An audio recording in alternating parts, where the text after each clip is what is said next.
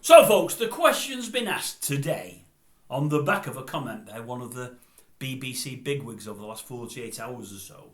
Is Dad's Army the greatest comedy, BBC comedy of all time? Somebody up there says it is.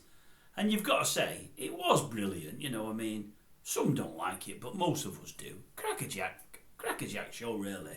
And it's all about characters, isn't it? Every character was fantastic, and I mean every one of them. There wasn't a weak link in the old cast.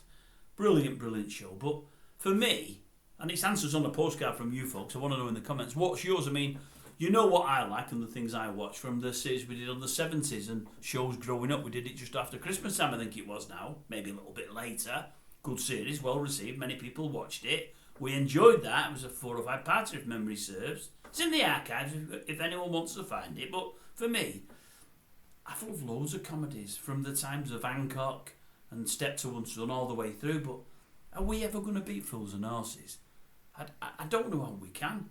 I mean, even your Fawlty Towers and what have you was brilliant, but can we beat Fools and Horses? I'm not sure. Even in the first series or two when it struggled, you know, it might have struggled then. Maybe I don't really remember it then when it was struggling. But obviously I've seen the first 2 series many times since. And even when someone say it wasn't at its best, and because it was struggling, it was still brilliant. Every character in that show was just fantastic. I mean, Grandad, I loved him. You'd never have believed they could have replaced Grandad, and they didn't. But they did. Uncle Albert in his own, just brilliant. Fantastic. All the lads, Boise, you knew him with the brush, Mike behind the bar. Everybody was absolutely brilliant. Even the old boy and the calf. Wherever they went and you had recurring-ish characters, everybody was strong.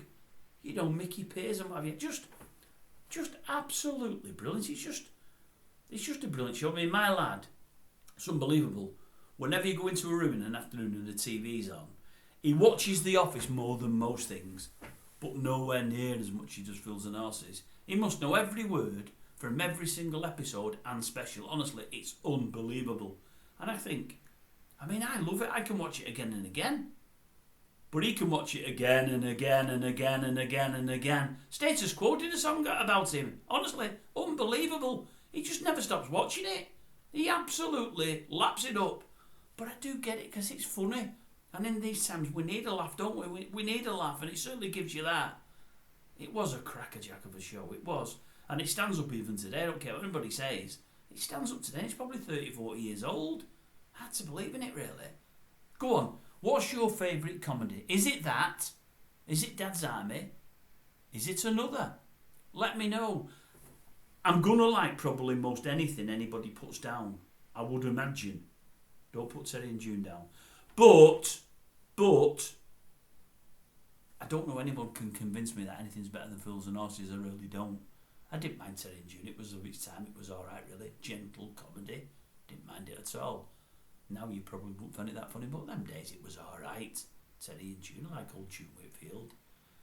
So, anyway, answers on a postcard, or more importantly, in the comment section. That's probably better because you've not got my address. You can't do them on a postcard, can you? Comment section will do fine.